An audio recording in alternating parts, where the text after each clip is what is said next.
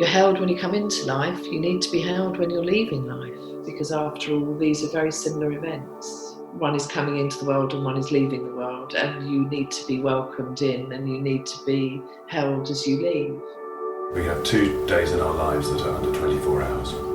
The day we were born and the day we die. Then we have these bookend moments at either end. We have to treat both in the same way. What's the plan? Do I want whale music? Do I want candles? Who do I want my partner to be? How do I want everything to look?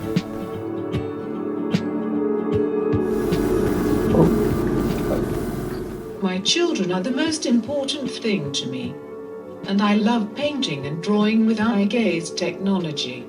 I'm writing my memoir, which has lots of sex, drugs and rock and roll. Feminism really matters to me, particularly at the minute in the current climate. I've started to be thinking more about inequalities in healthcare for women. LGBTQ rights really matter to me as well, and as a queer woman, so those are things that are important to me. I came at the age of 9 from Kashmir, a virtual mud hut in the very remote parts of the Himalayan foothills. To think that boy from that mud hut has done well in Bradford, hopefully I'd like to contribute to the betterment of society in the UK and elsewhere in the world. I'm into cars, I love cars. Every minute I'm under the bonnet, I'm underneath it, I'm trying to fix this or fix things on it. I love to shop.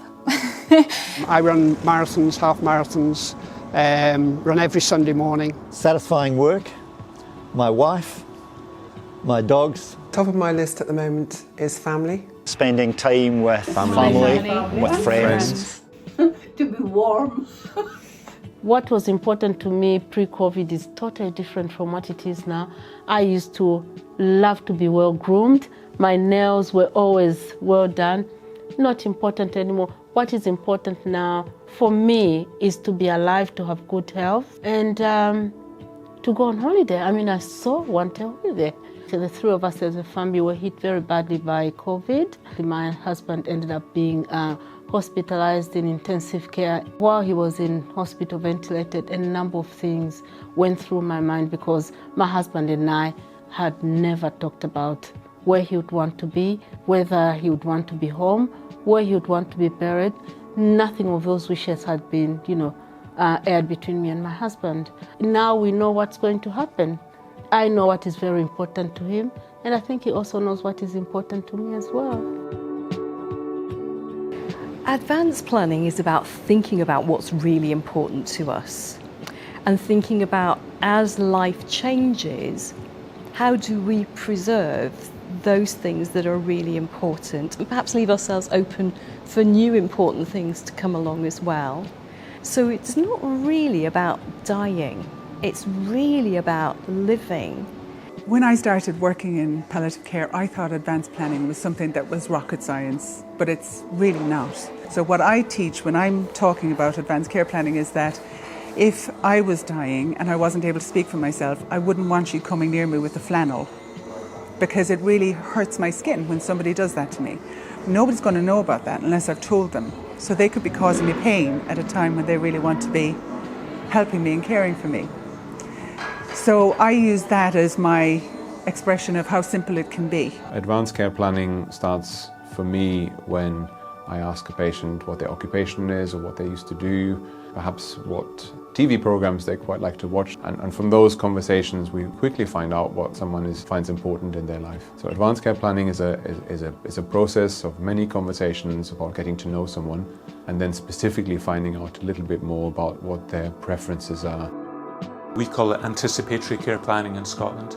There's been an emphasis on this for a number of years, and we've been encouraging doctors and nurses and carers and families to think ahead to what would be important to them if they were nearing the end of life. I didn't want to hear it. I didn't want to have a conversation. I didn't want the plan.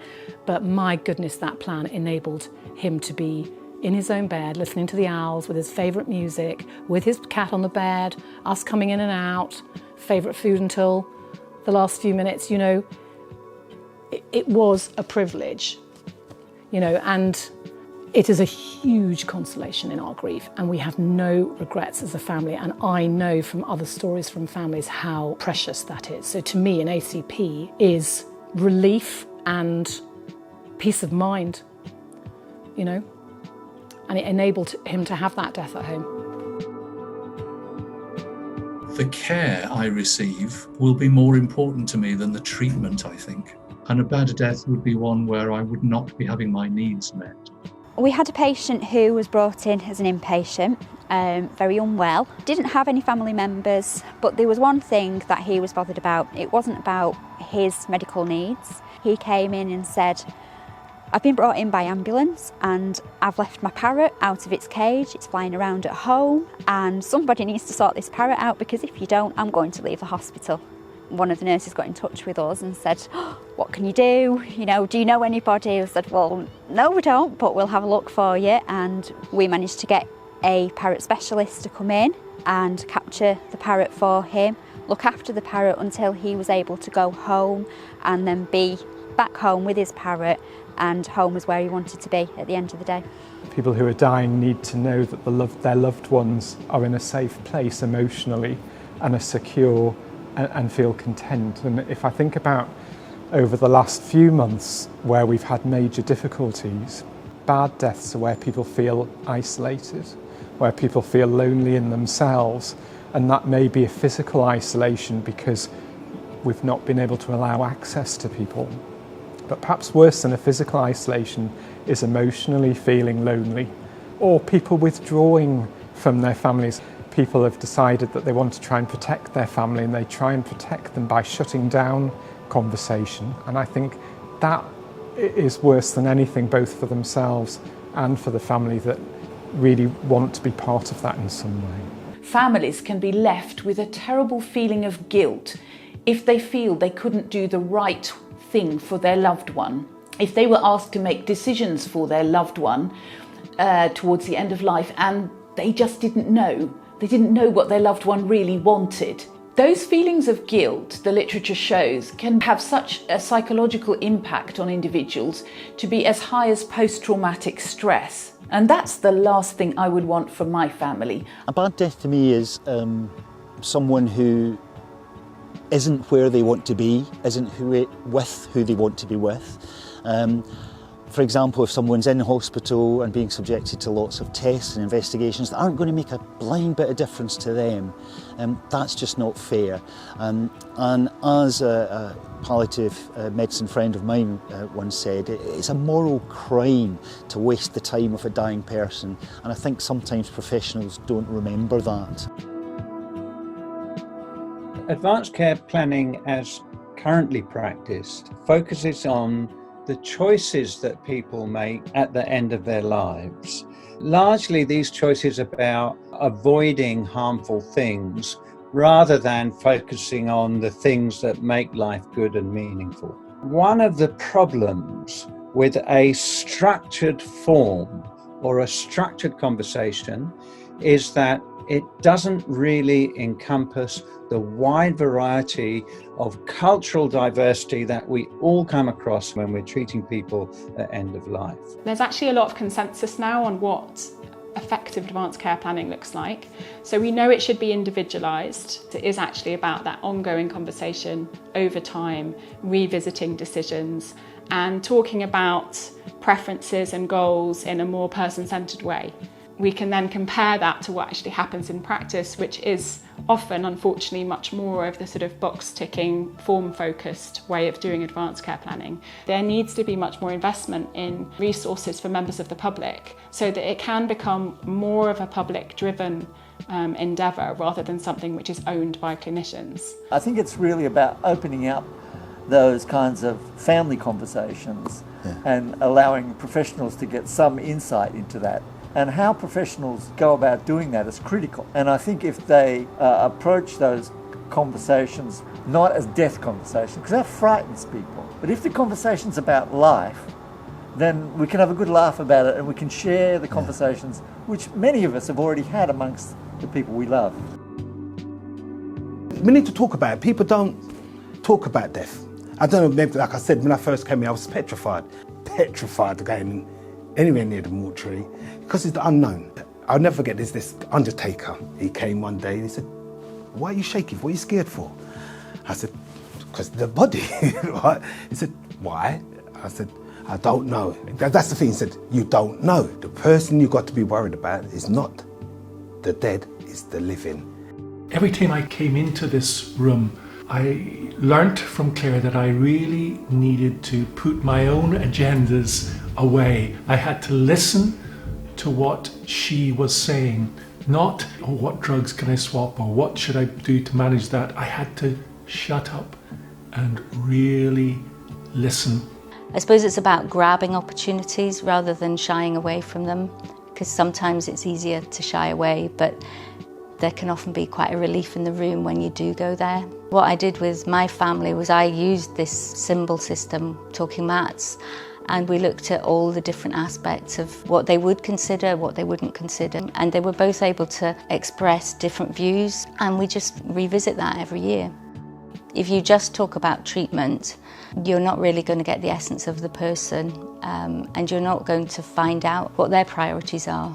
We knew I was going to die young and shouldn't have made 17, I'm now 27, but it took a professional coming into our home and telling us it was okay to talk about death, and we weren't giving up, we weren't being negative. If we can give people the confidence and show them that it's not a morbid conversation, actually it's about what matters to you, what makes your life worth living, what would you want for yourself in an ideal world, and just try and capture that over time. There are certain cultures that don't discuss or engage in end-of-life conversations. For instance, the Africans like me, because of their religion and what they believe in, they believe in the resurrection, they believe that God would never let them down. There'll be those people, you say it once, twice, three, it gets to a point whereby you think, actually this is assault, you can't impose it on people. I think if I was to say to a hostel frontline worker, you need to actually help this person plan for a good death, they would be horrified. We're dealing with somebody who might be in their 20s or 30s with advanced ill health, who has already experienced such trauma usually in their life, that the idea of saying something which might remove that last bit of hope would be extremely challenging and potentially very, very dangerous. So what I always say is, well, let's just start from building up trust, building up a relationship, actually talking to somebody about what actually living well means to them. My ideal image of dying would be flying on a trapeze to the Flight of the Valkyries. But clearly that is a ridiculous idea. I'd love to have flowers around me. My mummy loved yellow roses, and I do too, and I would love the room to be full of yellow roses. Food and drink are very important to me, so in the last days, weeks of life, I think that will still be an important aspect. Even if I can't eat or drink very much, just the taste of it would be important to me. I quite like salt and vinegar crisps, so that would be something that I'd like to taste. Maybe a sweet dessert wine, like a Tokai wine, would be something that I might quite enjoy. And little tastes of food, maybe even dark chocolate or something like that. Usher and Pearl wouldn't want some miserable funeral, because just with everyone wearing black, get out kind of thing. Like usually just a big party or something like that, everyone getting smashed, would be hilarious. As many people as you want, free bar, cool. Being brought up in Wales, I think I would love to be in Wales, somewhere sort of in the countryside in North Wales actually. Ideally with my family, or my partner at least. Personally, I would love to spend the last few weeks of my life in the club lounge at the Mandarin Oriental Hotel in Singapore drinking champagne. That would be my ideal, with my partner with me. Probably not going to happen, but it gives you an idea of what's important in my life. During COVID, there has been a heightened emphasis nationally on advanced care planning, so it's never been clearer that having sensitive and compassionate conversations about what matters most to a person and their family is crucial. Advanced planning conversations can take place in different settings. It can be around the dinner table, in the pub, with your GP, or when you go to college, when you get married, when you have a baby, when you retire. These are all life-changing moments. And it's the time to have the conversation about the greatest life-changing moment. Let's get talking about what matters to me.